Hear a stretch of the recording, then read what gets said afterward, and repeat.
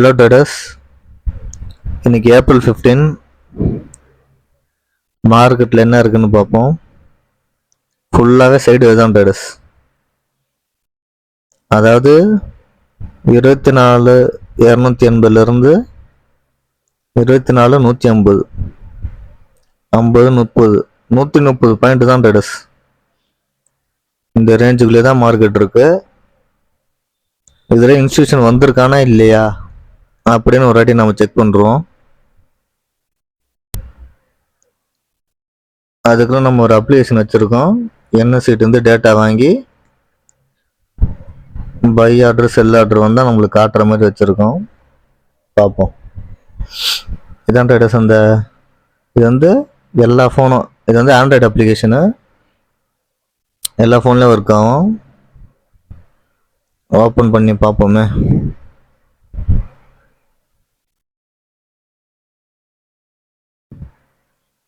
பாருங்க ட்ரேடர்ஸ், நம்மளுக்கு வந்து செல் ஆர்டர் வந்திருக்கு காலையிலேயே. பை ஆர்டர் வந்து இது முந்தானத்து, இதுதான் இன்னைக்கு உள்ளது.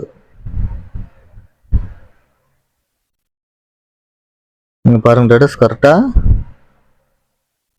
10:15 செல் ஆர்டர் வந்திருக்கு நிஃப்டி 50ல. இந்த இடமா 10:15னா இந்த இடம், இந்த கேண்டில் செல் ஆர்டர் வந்திருக்கு.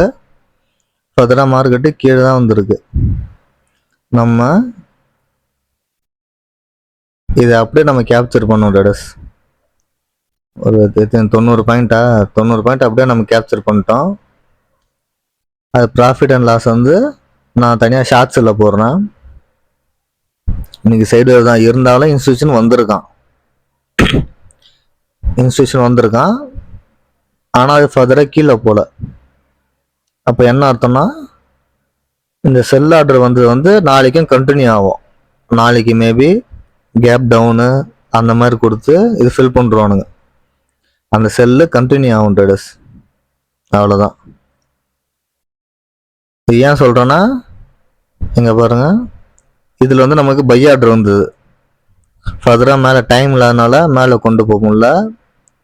அதனால என்ன பண்ணிட்டானுங்கன்னா, கேப் அப்பு ஓப்பன் ஆகி சைடு எல்லாம் முடிச்சிட்டானுங்க. ஆனால் இன்னைக்கு சைடு செல் ஆர்டர் வந்துருக்கு.